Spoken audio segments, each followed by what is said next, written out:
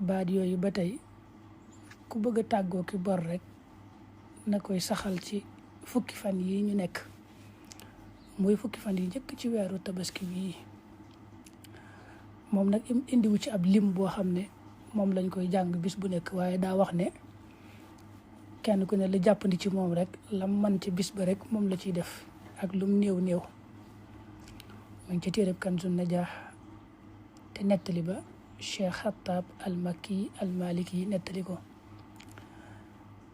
baat yi mooy allahumma farajaka al-qarib, allahumma sitraka al-xasin, allahumma maarufaka al-qadim, allahumma awaidaka al-xasana, allahumma ataaka al-xasana al-jamil, yaa qadim al-ixsaan ixsaanaka al-qadim, yaa daaima al-maarufi maarufaka ad-daaim.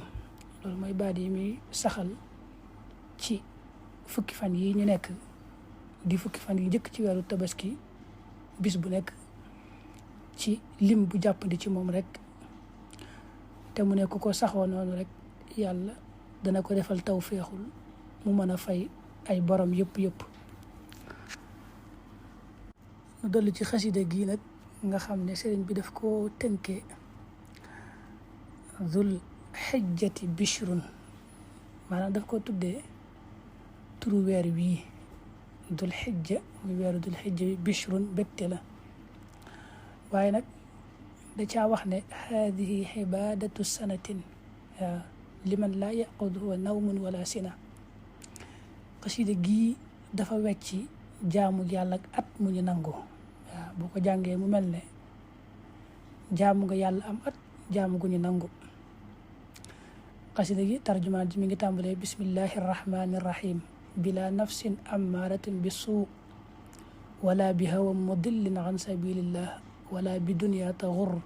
nga topp ko ba mu waxee haadihi xibaadatu sana liman laa yaquduhu nawmu wala sina ne Dul Xijjati bishrun.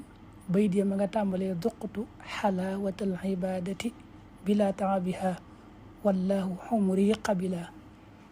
xasida ko kon mat nay bari la jàng lool, rawante na kon ci weer wi nga xam ne moom la ko sëriñ bi tuddee weeru Dul Xijja bii te mu ne jaamu yàlla ak at la, jaamu yàlla ak at mu ñu nangu boo ko jàngee moom lay wecc.